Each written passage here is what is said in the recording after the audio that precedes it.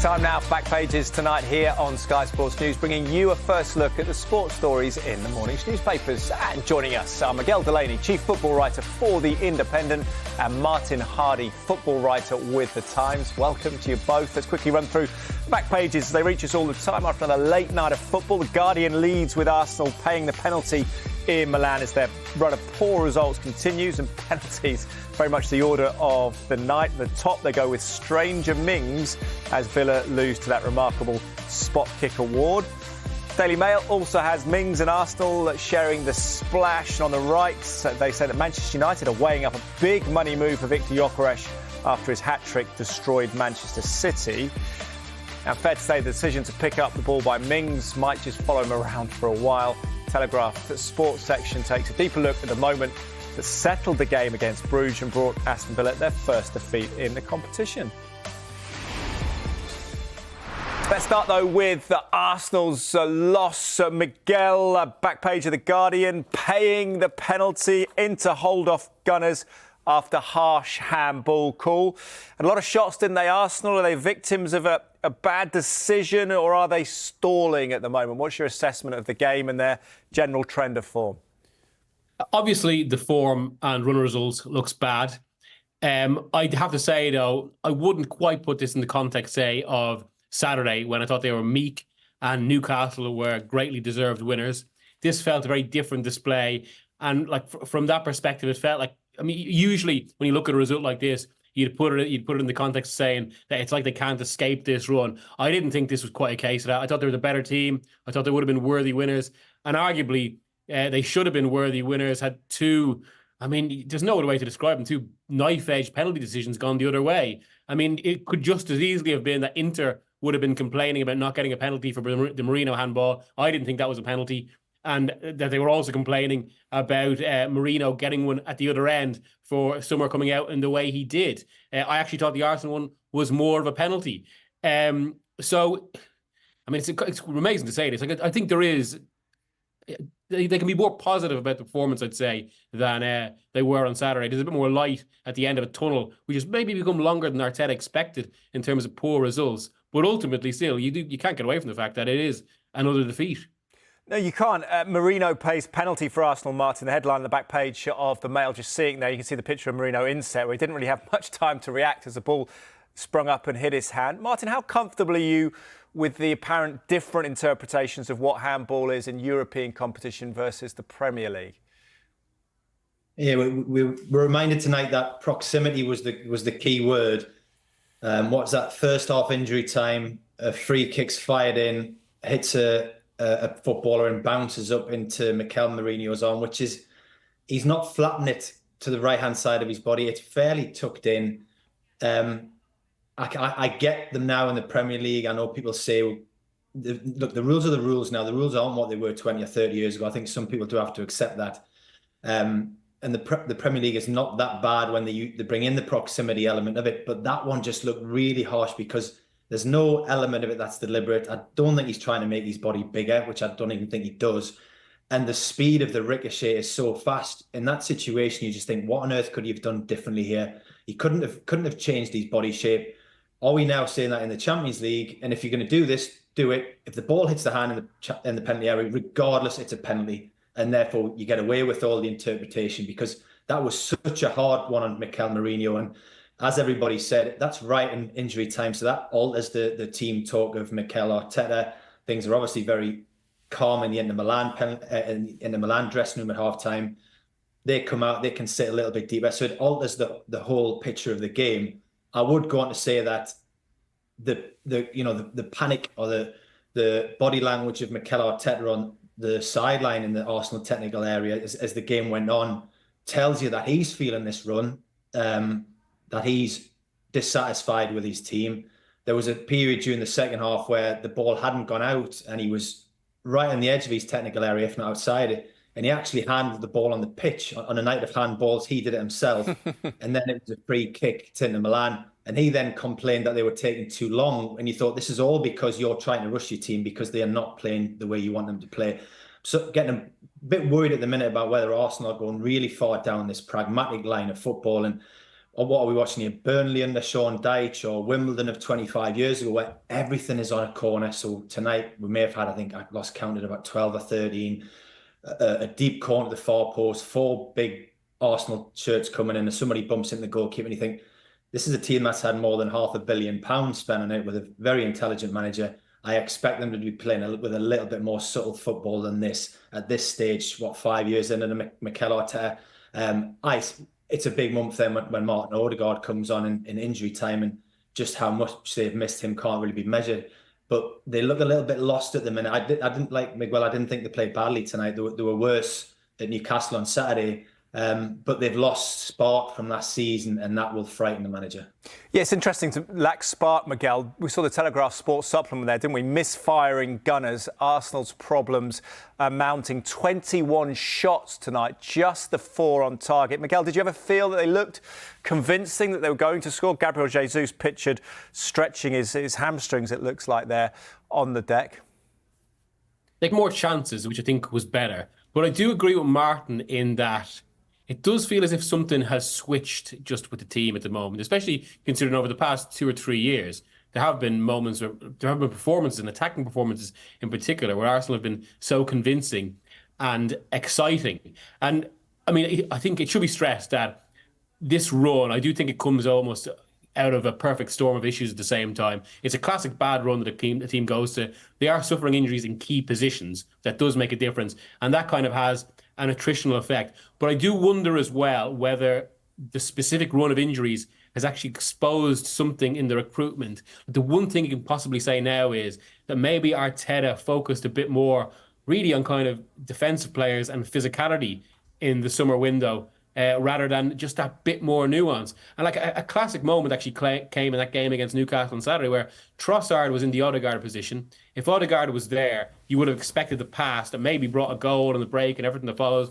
But Trossard wasn't. And it was one of those moments where finally you really properly miss that sort of player. And the wonder is whether they maybe should have gone for, I know they signed Sterling, but that felt a bit more of a compromise option, whether they should have gone for that bit more of attack. Because we know they did go into the summer thinking about an attacker. Instead, Arteta went for more defensive signings, and it has been commented about how the team is physically much bigger. But it does feel maybe it's lacking that bit of extra depth in terms of its nuance. And like they're in a situation, I suppose, where really they need Nwaneri to be a year older than he is. But that's just time, and it does create present problems. Yeah, pretty good for a 17-year-old as it stands. We'll discuss strikers. Maybe Arsenal will be in for Victor Gyökeres, but certainly Manchester United and Chelsea mentioned in the papers. We'll get to that. But let's talk Aston Villa, Martin. First defeat in the Champions League after a wonderful start after 40-plus years out. But this piece in the Telegraph has the headline, Mings' moment of madness marks first wobble of Emery era. John Percy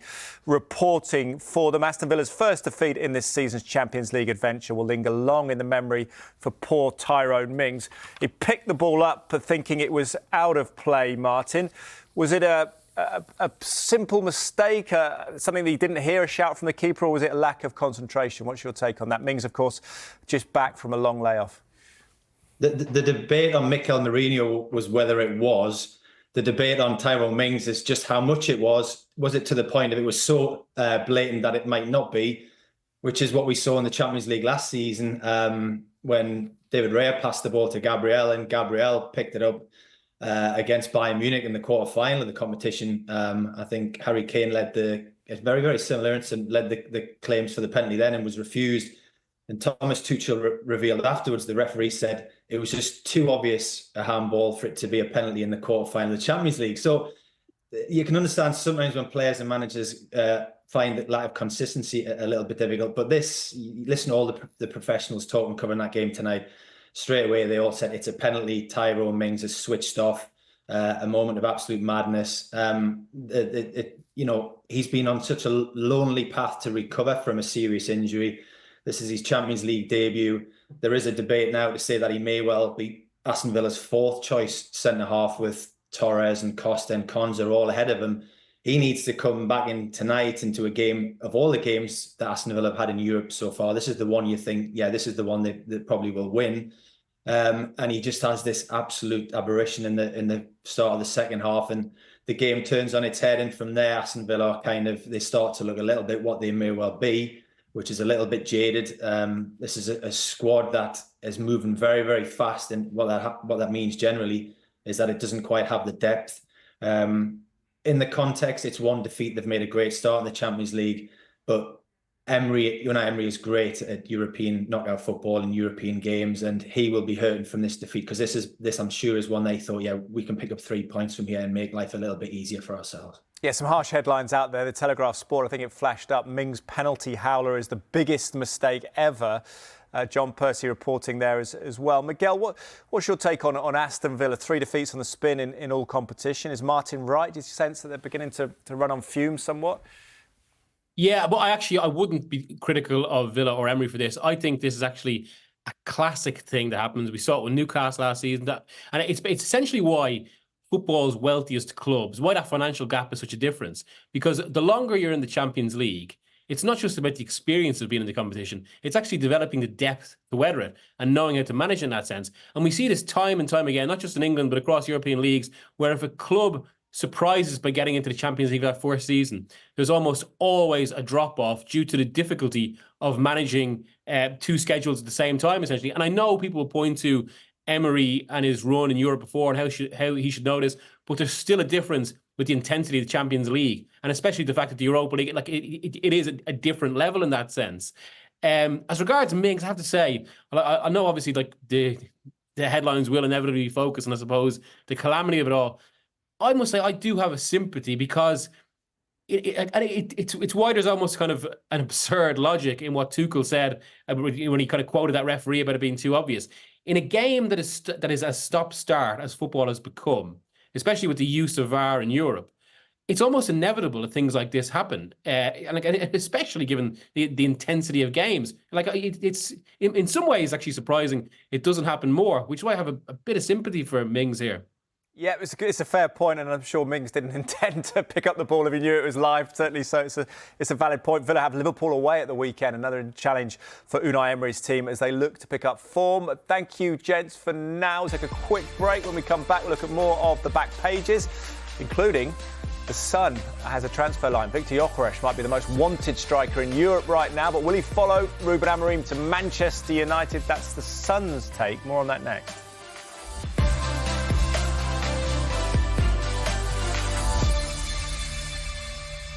Welcome back. You're watching Back Pages tonight, and welcome back to Miguel Delaney, Chief Football Writer for The Independent, and Martin Hardy, Football Writer with The Times. Let's go to the back page of The Sun. Martin, I'll come to you. The headline, Vic, a £63 million United snip. It is Victor Gyökeres pictured with Ruben Amorim off that emphatic win over Manchester City, where Gyökeres got the hat-trick. And Martin Blackburn reports Manchester United could land Victor Gyökeres for a knockdown £63 million, but face a fight with Real Madrid. What chance do you think Manchester United getting this striker, Martin? What do you make of the link? I think they have an excellent chance of landing him. There is a key quote, I think, from the sport manager that says Victor has to stay, I think, until the end of the season, and then his life will change. Given who he's worked for the last 2 seasons, given who he's flourished with. He's 26 years old. It's more or less a goal a game in Portuguese football and in Europe with the team of, I think, 66 goals in 67 games. Has moved dramatically on from the centre forward that did well at Coventry, but I don't think anybody quite foresaw that a couple of years down the line after leaving England, he'd be coming back as a potential Manchester United centre forward. But he's scoring goals. He has a manager that understands how to, or will have a manager at Old Trafford that knows how to get the best out of him.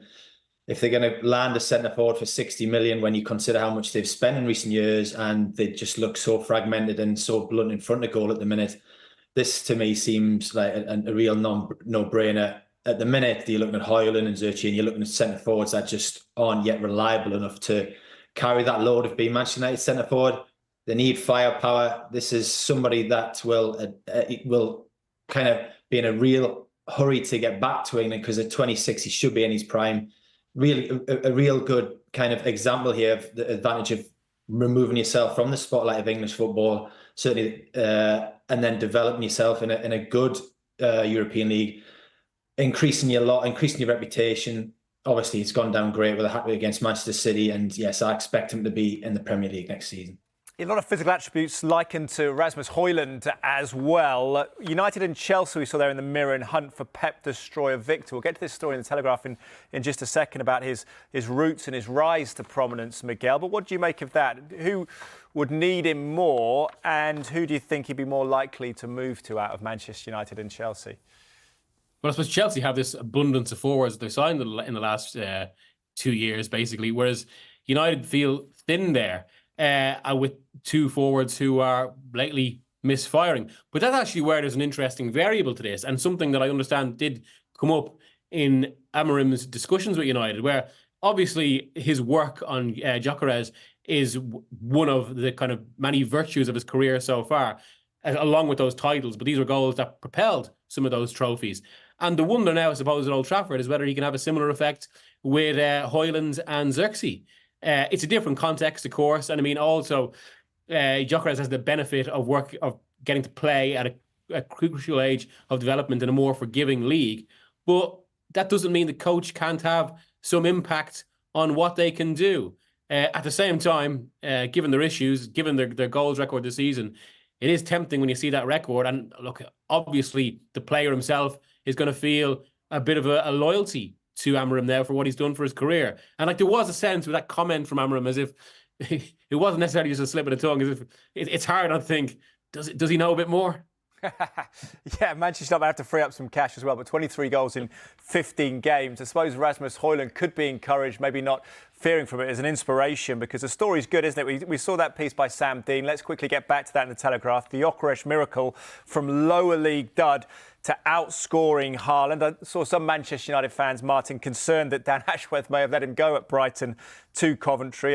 My Coventry supporting producer probably thinks Mark Robbins deserves credit for the transformation in Victor Gyökeres. But this is a story of hope, isn't it, I think? Don't you think, this one, Martin, that perhaps all players, there's no need to give up if you haven't quite realised your potential in your early 20s?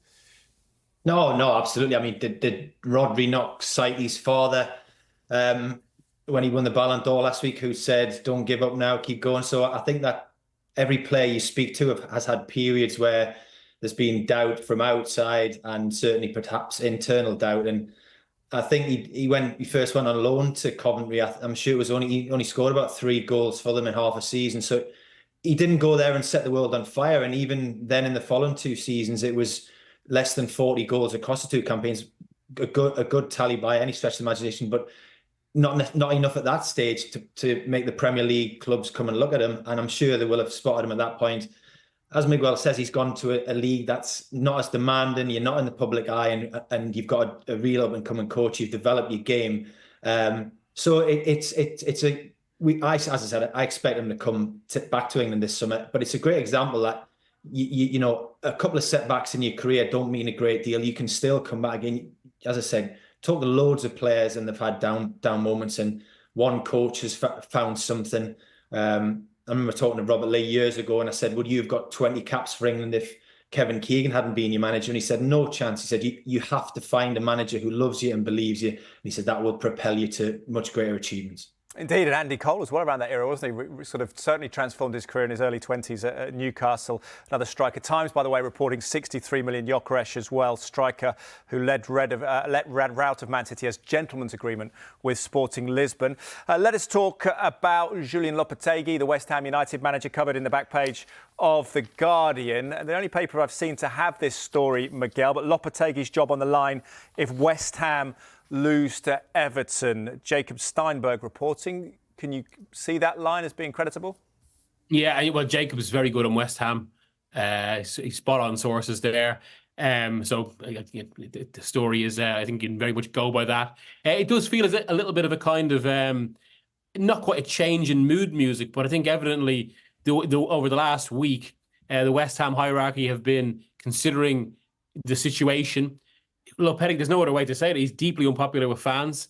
There's obviously this argument, I suppose, about be careful what you wish for as regards David Moyes. I don't quite buy into that, because I think Moyes, as brilliant as he was at West Ham, it had run its course. There was a similar debate from support there. But this does just feel a case of it's just the wrong fit. And like sometimes when that happens, as we saw, say, with Nuno and Spurs a few years ago, sometimes it's better to just accept it and move on for all parties rather than trying to persevere. Because, I mean, I was at West Ham's trip to Spurs 2 weeks ago, and they did look a rabble. So, yeah, from that perspective, it's certainly not surprising they've reached the situation. What's your take, Martin? There's an international break looming, which can obviously be a problem on occasion for managers who are in a difficult run. 3 wins from 10 games. But on the flip side, it's not a lot of you trying to overhaul an entire style of play, is it? As Miguel said, you want to see some signs at this point, and they were particularly keen to get rid of Moyes.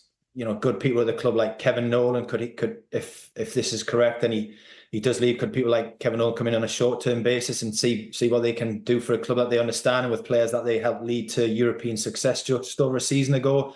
I'm still not quite sure what West Ham are trying to be at the minute, and I think that's borne out by the results. They will start to panic though if they are in them bottom 3 or 4 or 5 places come Christmas, and maybe they are trying to cut that off early and make that change to give the new people, whoever, if there is to be new people coming in, a decent chance at saving and giving something decent to the season.